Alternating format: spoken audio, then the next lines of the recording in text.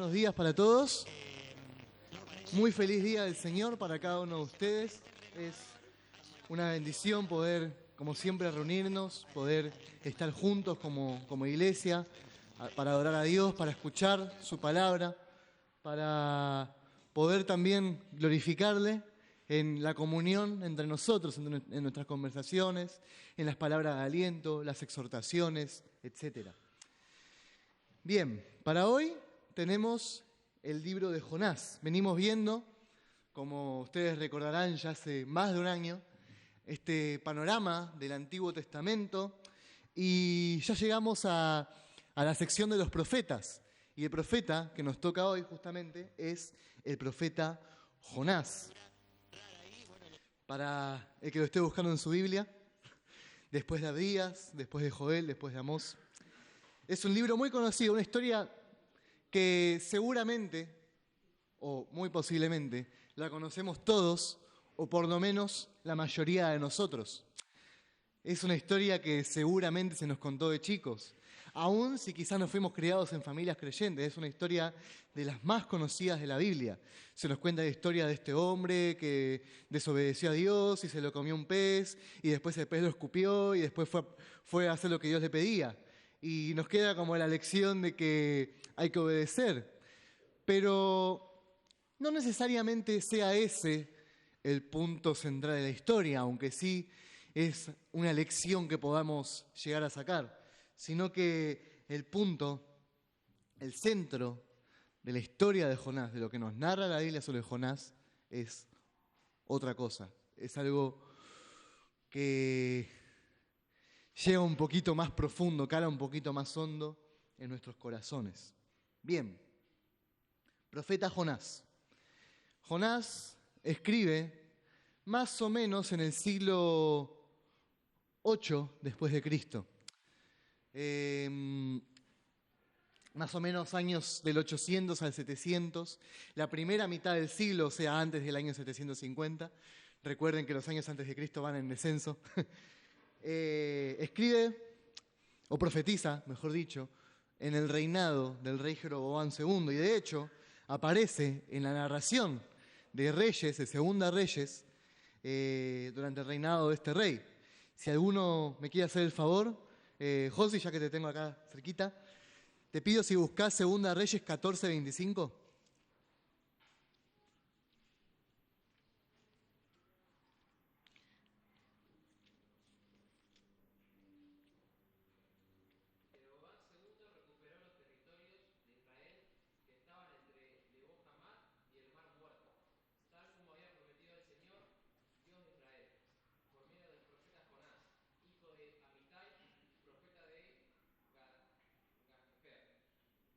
Muy bien, muchas gracias. ¿Ven? Ahí aparece la mención de Jonás. Jonás había profetizado al rey Jeroboam que iba a recuperar unas tierras. Pero en este libro, en el libro de su profecía, no lo encontramos profetizando en Israel. Ya ahí tenemos una particularidad. Algo que no vemos en otros profetas, este foco corrido del pueblo de Israel, del pueblo de Dios, para predicar en naciones vecinas. No hay ninguna profecía para Israel o para Judá, el reino del sur, en el libro de Jonás. Ahí ya tenemos una particularidad de este libro. La otra es que este libro, en lugar contrario a lo que hacen los otros profetas, se enfoca no tanto en lo que el profeta dice, sino que en lo que el profeta hace o en lo que le ocurre al profeta. Tenemos ahí un par de particularidades, de características únicas del libro de Jonás. Es el único profeta menor que no deja, en su escrito por lo menos, una profecía para el reino de Israel o para el reino de Judá, para el pueblo de Dios. Una cosa más, antes de ya meternos en el libro. Muchas veces, por esto de la historia del pez que se come un hombre y después lo devuelve con vida, y la planta que crece en un día y al día siguiente se muere, algunos interpretan este libro como una alegoría o una parábola, una historia que no es real, sino que sirve para ilustrar un punto. Es como las parábolas de Jesús, ¿vieron? La parábola, por ejemplo, del buen samaritano. No es que exista literalmente un buen samaritano o lo que sea, aunque puede ser, pero lo más probable es que no, que sea solamente una historia ficticia como para ilustrar un punto. Bueno, este no es el caso de Jonás. La historia del profeta Jonás es una historia real.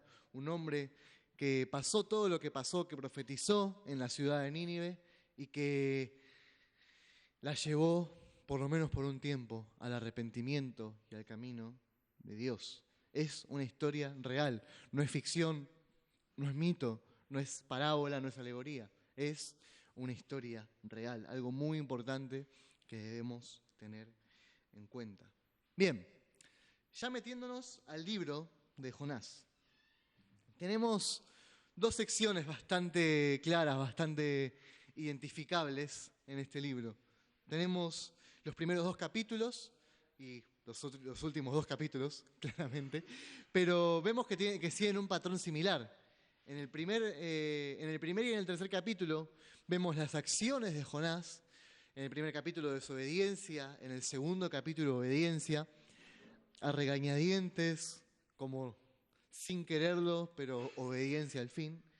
Y en el segundo capítulo y en el cuarto vemos las oraciones de Jonás, o los diálogos, si se quiere, que Jonás tiene con Dios. Entonces tenemos esa estructura de acción y de respuesta o diálogo con Dios. Y en estas dos secciones diferentes vemos dos realidades distintas acerca tanto de la vida de Jonás como de nuestro Dios. La primera sección, capítulos 1 y 2, es la desobediencia de Jonás y su súplica. Ya conocen la historia, vamos a narrarla un poco rápidamente. No queremos perder demasiado tiempo porque es una historia que seguramente la mayoría de ustedes conozcan. Pero tenemos a este profeta, Jonás, a quien Dios lo manda a una ciudad llamada Nínive, una ciudad muy importante de la época. Era la capital del imperio asirio, que era el imperio dominante por aquellos tiempos. Es como, hoy podría ser, no sé, Nueva York, podría ser Tokio si quieren. Una ciudad muy importante, una de las más importantes del mundo en la época. Y Dios lo envía a Jonás a profetizar ahí, lo envía a decirles que van a ser destruidos, que van a ser castigados por Dios por su pecado, por sus males. Jonás, ya conocen la historia, no quiere saber nada, no quiere ir a Nínive, no tiene el deseo de ir a predicarle a ese pueblo que era un pueblo enemigo de Israel, que era un pueblo que ya había tenido sus conflictos con Israel, no tiene el deseo de ir allá. Entonces, ¿qué hace? Se va para el otro lado.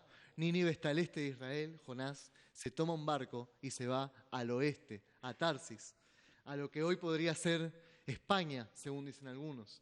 Se va para el otro lado y lo más lejos posible. Busca, como dice el versículo 3 del capítulo 1, huir de la presencia del Señor. Pero no tiene en cuenta que el Señor es creador y soberano de toda la tierra y no se puede huir de Él, ni aún yéndose lo más lejos posible y para el otro lado. Entonces se viene la tormenta sobre el barco de Jonás, que está durmiendo muy tranquilamente.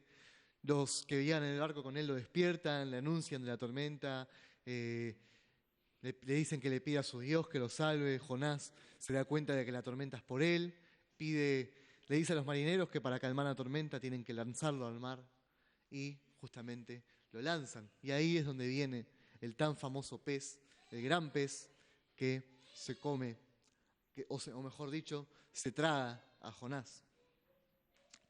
Y ahí, estando Jonás en el estómago del pez, da gracias a Dios. ¿Por qué? Porque lo salvó. Porque tranquilamente Dios, como castigo, podría haber dejado morir a Jonás ahogado en medio de la tormenta, en la tempestad, en medio del mar. Pero este pez es el medio por el cual Dios lo salva de la muerte y lo preserva. Y aún más, no se muere adentro de este pez, sino que puede estar consciente y puede orar a Dios y puede dar gracias por su salvación. Y tiene esta oración del capítulo 2 muy conocida, en la que le da gracias por su salvación y le promete obediencia. Pero fíjense, un pequeño detalle, nunca se arrepiente de haberse escapado de la presencia de Dios en esta oración. Simplemente da gracias por ser salvado y promete obedecer de ahí en adelante. Esto, capítulos 1 y 2. Después, al final del capítulo 2, después de 3 días, después de 3 noches, el pez vomita a Jonás, lo devuelve a tierra firme. Y ahí es donde Dios, ya en el capítulo 3, le dice lo mismo. Levántate y ve a Nínive, la gran ciudad, y proclama contra ella, porque yo la castigaré por su mal y por su pecado. Vemos cómo lo reenvía Dios a Jonás a la ciudad. Y esta vez Jonás sí va a la ciudad, va a Nínive, una ciudad muy grande, y proclama su mensaje. Dice, capítulo 3, versículo 4, el mensaje de Jonás, un mensaje muy profundo, un mensaje muy poderoso, solamente de 6 palabras. Dentro de 40 días, Nínive será arrasada. 7 palabras, perdón. Pero ese fue todo el mensaje que Jonás predicó. Pero Dios obró por medio de ese mensaje tan breve. La ciudad se arrepintió, la ciudad se cubrió de ceniza, se vistió de cilicio, que es la forma de expresar angustia, de expresar tristeza en el Antiguo Testamento. Y aún el rey de la ciudad se arrepintió y se puso en duelo, en angustia, viendo si así Dios perdonaba a la ciudad. ¿Y qué pasó? En efecto, Dios, al ver este arrepentimiento, perdonó a la ciudad de Nínive. El mensaje de Jonás surtió efecto. El mensaje de Jonás dio fruto. ¿Pero qué pasó con Jonás? Ya conocen la historia. ¿Le gusta esto? ¿Está contento porque su mensaje dio fruto, porque fue utilizado por Dios? No. Se ofende terriblemente contra Dios, al punto de que le pide que lo mate. Prefiere morir antes que ver a los enemigos de Israel, de su pueblo, antes que ver a los gentiles, a los inmundos, por decirlo entre comillas, ver venir al camino de la salvación. Prefiere morirse antes que ver esto. Entonces, tiene ya al final del capítulo 4 un diálogo muy interesante con Dios, una interacción muy particular, y recibe una valiosa lección que vamos a ver más adelante.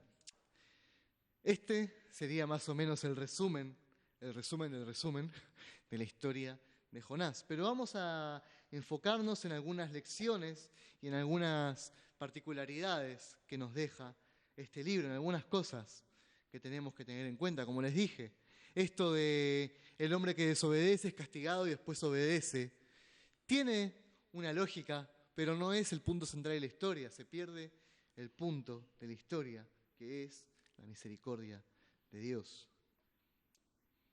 Jonás da estas lecciones, el libro de Jonás da estas lecciones, de una forma particular, de una forma atípica.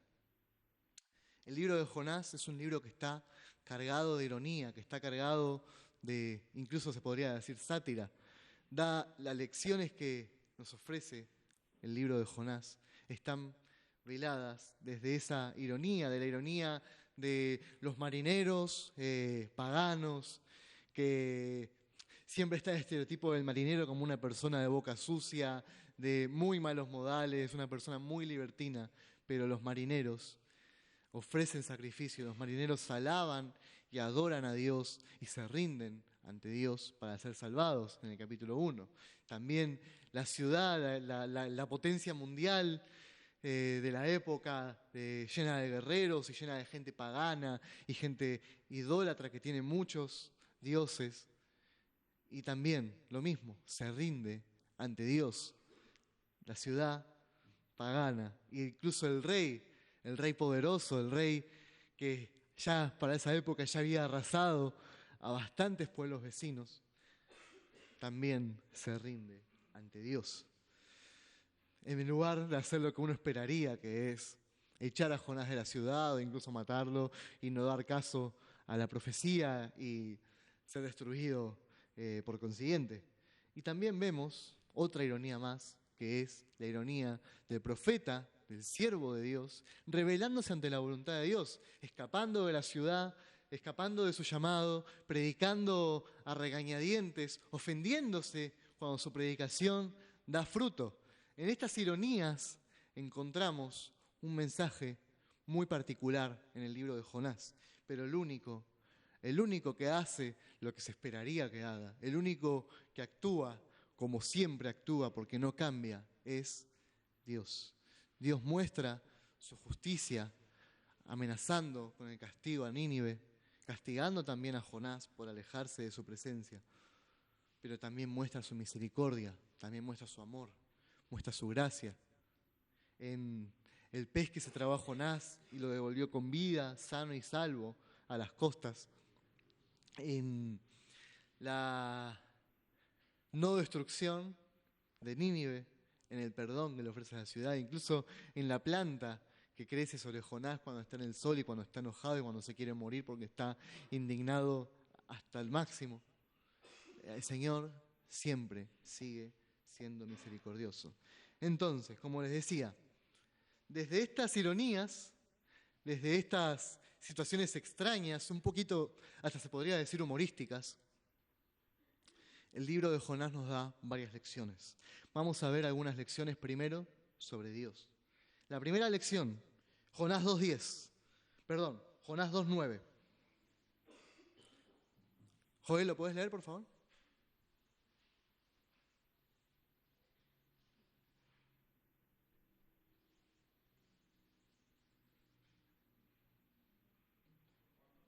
Dos nueve.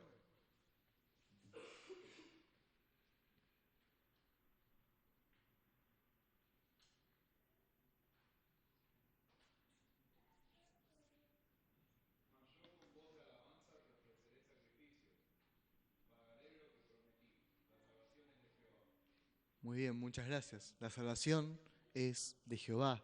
Primera lección sobre Dios de Jonás. Dios es soberano para salvar. La salvación es del Señor. La salvación es de Jehová. Y Jonás lo reconoce.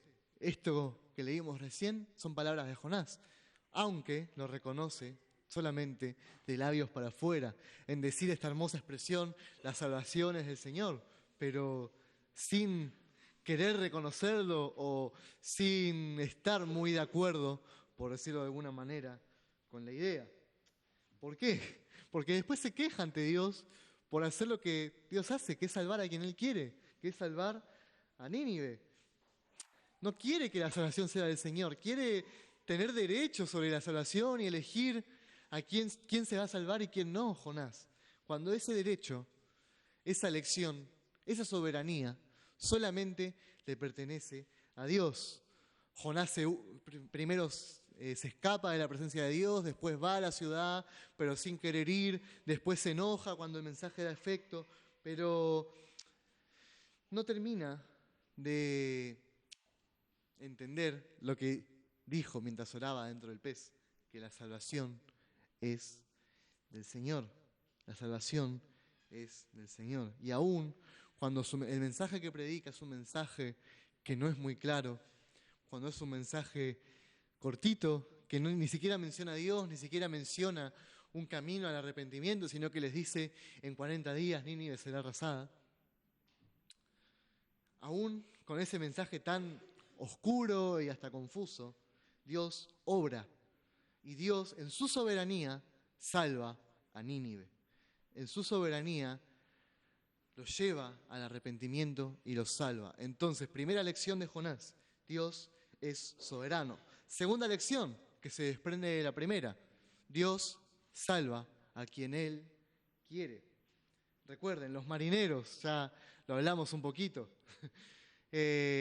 las personas que normalmente se asocia con la mala educación, con la boca sucia, con el mal comportamiento en general en la vida, son quienes se arrepienten, quienes claman a Dios, quienes se arrodillan y quienes buscan a Dios con fe y quienes incluso después ofrecen sacrificio, sabiendo que es Dios quien envió la tormenta que los estaba azotando en el mar. También la ciudad de Nínive, ciudad pagana, ciudad idólatra, ciudad de guerreros, ciudad donde corría mucha sangre.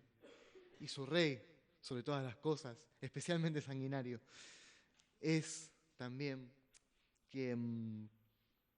son también a quienes Dios escoge salvar. Entonces, segunda lección, como Dios es soberano, Dios salva a quien Él quiere.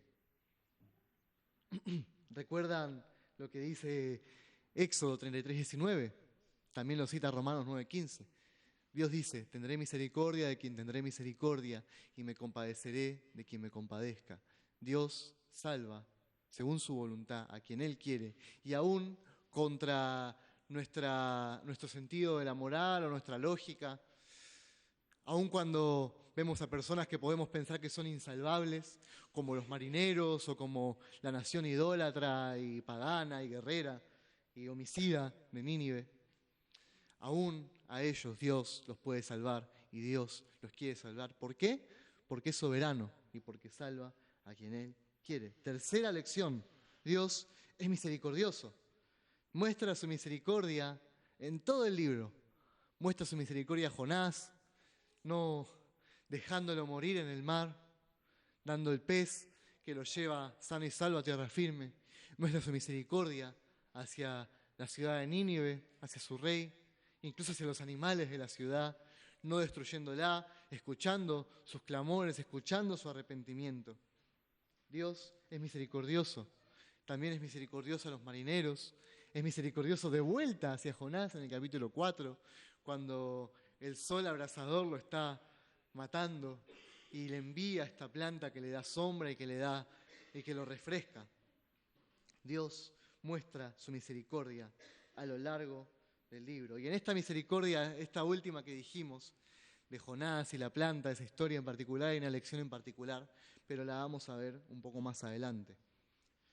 Otras cosas sobre Dios que vemos en Jonás, y es que Cristo está presente en Jonás, como lo está en toda la Biblia. Recuerden siempre que el centro de la palabra de Dios es Cristo.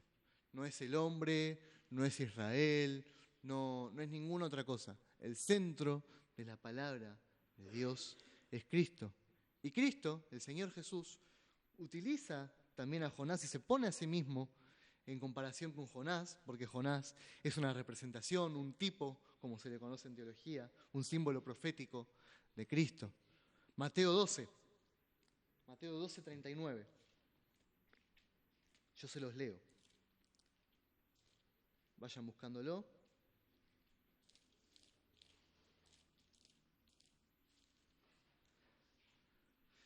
Pero él, vamos a leer desde el 38.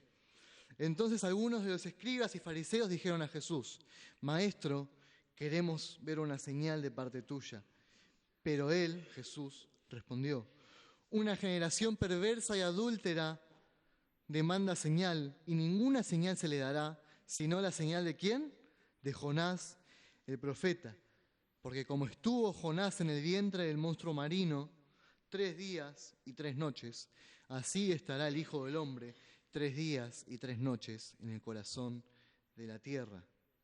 Los hombres de Nínive se levantarán contra esta generación en el juicio y la condenarán, porque ellos se arrepintieron con la predicación de Jonás. Y miren, algo más grande que Jonás está aquí frente a ustedes.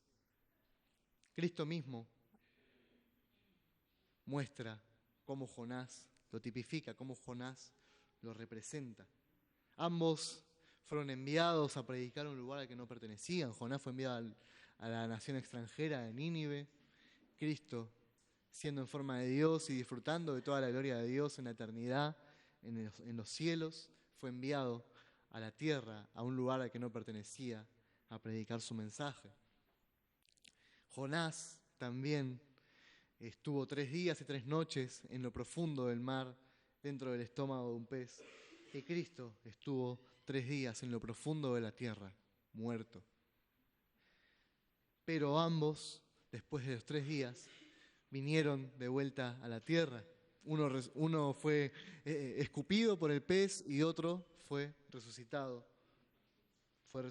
Otro resucitó en poder y en gloria.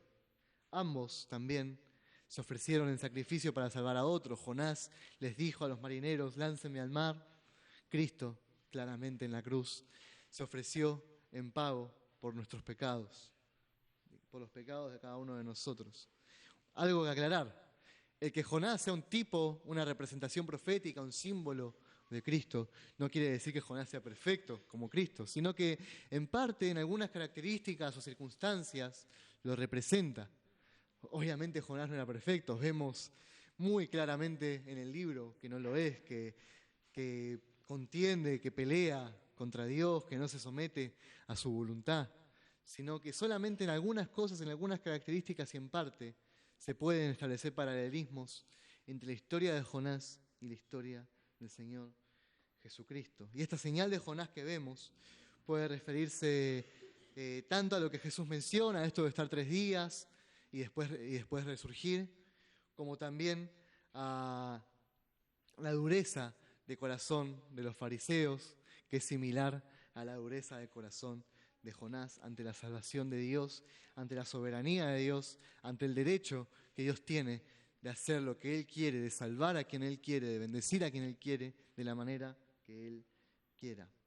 Entonces, Cristo está muy presente en el libro de Jonás. Ya para ir terminando, vamos a ver algunas lecciones más de Jonás, pero esta vez sobre los hombres, o para los hombres. Podríamos decir algunas aplicaciones que nos deja el libro de Jonás. Número 1, huir de la voluntad de Dios es inútil, es necio, es tonto. Jonás quiso irse al otro lado del mundo, en la dirección contraria, donde Dios le había dicho, viajando días y días en el mar, pero se olvidó o no quiso ver que Dios es soberano sobre toda la tierra, sobre toda la creación, que Dios tiene el control de los mares, de los vientos, que Dios tiene el control incluso del pez que lo va a tragar. Dios quiere usar a Jonás para salvar a Nínive, para predicar a Nínive, y lo va a hacer, independientemente de lo que Jonás haga. Aunque Jonás se vaya para el otro lado, va a enviar al pez que se lo traiga y lo devuelva a tierra firme. De la manera que sea, Dios cumple su voluntad en nosotros y a través de nosotros. Entonces, huir de la voluntad de Dios es inútil. Cuando Jonás predicó así a regañadientes este mensaje confuso y oscuro y poco claro, también Dios lo utilizó para salvar a muchísimas personas. Se calcula una población de más o menos unas 600.000 personas en la ciudad de Nínive. Era muy posiblemente la ciudad más grande del mundo en aquella época, más habitada del mundo. Y Dios la salvó y Dios mostró un grandísimo avivamiento. Se podría decir que Jonás, sin quererlo, es uno de los mejores misioneros de la historia. Pero Jonás no quiso hacerlo, predicó a regañadientes, predicó un mensaje confuso y oscuro, pero aún así fue utilizado por Dios. No se puede huir de la voluntad de Dios. Nos guste, no nos guste, no es importante. Estemos de acuerdo, no estemos de acuerdo, mucho menos importante, porque ¿quiénes somos para discutir con Dios? Con un Dios sabio, con un Dios soberano, con un Dios poderoso. Huir de la voluntad de Dios es inútil. Segunda lección, ya lo vimos, Dios es misericordioso. Y Dios perdona y ama y redime y salva a sus enemigos, aún siendo un Dios santo, aún siendo un Dios que no tolera el pecado, que no tiene pecado en sí mismo, un Dios que es agraviado injustamente por los pecadores que le dan la espalda, por los pecadores que le desobedecen, por los pecadores que lo cambian por otros ídolos. Y aún así Dios muestra su misericordia y muestra su perdón hacia ellos. Y si Dios, siendo tan perfecto, tan santo, tan justo como es, puede mostrar misericordia y la muestra, ¿cuánto más nosotros, siendo pecadores también como otros, no debemos mostrar misericordia a nuestros enemigos? Dios salva, Dios perdona a hombres rebeldes y pecadores. Y nosotros no somos capaces de perdonar una ofensa pequeña, aún siendo también nosotros pecadores y aún también probablemente teniendo parte de la culpa en esa ofensa. Nosotros somos muy selectivos, le ofrecemos misericordia a nuestros amigos, a los que queremos, o a las personas que encajan en nuestros ideales, en nuestra concepción de lo que puede llegar a ser una buena persona o una persona agradable, etc. Pero cuando Dios muestra misericordia, cuando Dios salva, cuando Dios obra en otras personas, en personas que no se ajustan a nuestros estándares, en personas a las que vemos como insalvables, como les decía, nos ofendemos o miramos con recelo o desconfiamos y decimos, este probablemente está fingiendo. No creo que Dios esté usando, este lo hace por orgullo o lo que sea. O ponemos mil y una excusas para no ver la obra de Dios. E incluso a veces como Jonás llegamos al punto de discutir con Dios, como diciendo, ¿cómo lo vas a salvar a Él? ¿Cómo vas a obrar a través de ella? Pero, ¿quiénes somos nosotros para discutir con Dios, en primer lugar? Y segundo, ¿quiénes somos nosotros para no mostrar misericordia a un pecador que es igual de pecador que nosotros? ¿Quiénes somos nosotros para envidiar, para cuestionar, para descreer de la misericordia de Dios hacia otros? ¿Por qué no podemos alegrarnos con el obrar de Dios? ¿Por qué no podemos glorificar a Dios por lo que hacen otros, independientemente de si nos agradan o no, o si se ajustan a nuestros estándares o no?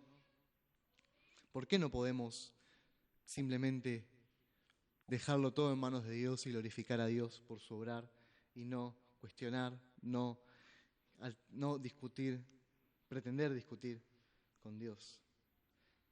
Y esta lección la vemos especialmente con la planta del capítulo 4, la planta que crece en un día y le da sombra a Jonás, que se sienta a mirar a ver si Dios destruye la ciudad, muy enojado al punto de quererse morir de la bronca. Esta planta que refresca a Jonás frente al sol abrasador del desierto, pero que al día siguiente de crecer muere. Y Jonás se enoja con Dios y otra vez le pide que lo mate.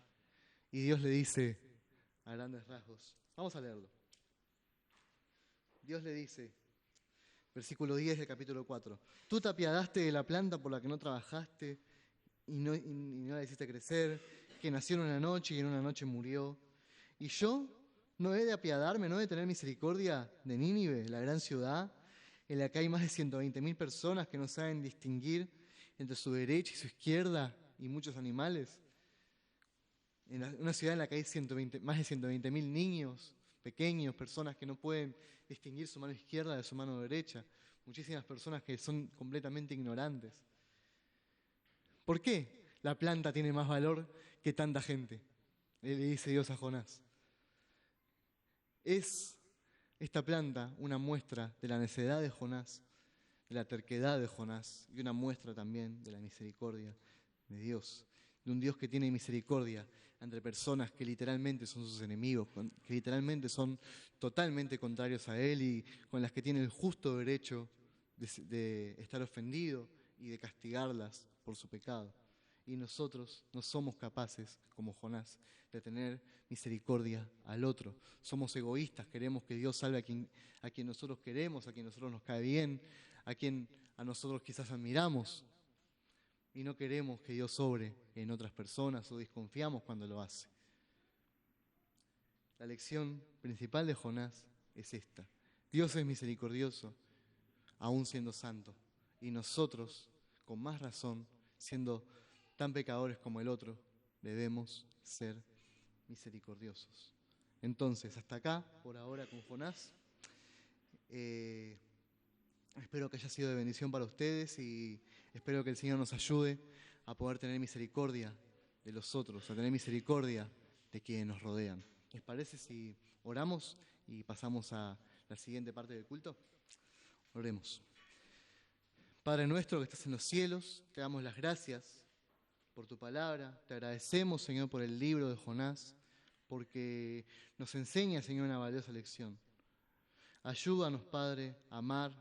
Ayúdanos a ser misericordiosos con los otros, a tener compasión de los otros, Señor, aun cuando no nos gusten, aun cuando nos caigan mal, aun cuando nos ajusten, Señor, a lo que nosotros tenemos por estándar de una persona salvable. Ayúdanos a reconocer tu soberanía en la salvación y sobre todas las cosas. Gracias, Señor, porque aun cuando no lo merecíamos, aun cuando nosotros mismos éramos insalvables, Señor, tú nos has salvado. Tú nos has perdonado, tú nos has redimido y tú, Señor, obras en nosotros y nos utilizas de una u otra manera para tu gloria. Ayúdanos, Señor, a reconocer tu soberanía, a someternos, Señor, a tu voluntad y a poder, Señor, mostrar misericordia y compasión a otros, tanto en nuestros pensamientos como en nuestras acciones, Señor, proclamándoles tu evangelio, llevándonos a tu verdad, Señor, alegrándonos cuando tú obres y te glorifiques en ellos. Ayúdanos, Señor, a ser misericordiosos y a no caer, Señor, en el pecado de Jonás de querer cuestionar tu misericordia y tu gracia. Te damos las gracias, Señor, por Cristo Jesús, quien ha muerto y ha resucitado por nosotros y por quien esta misericordia es posible. En el nombre de Jesús oramos a ti. Amén.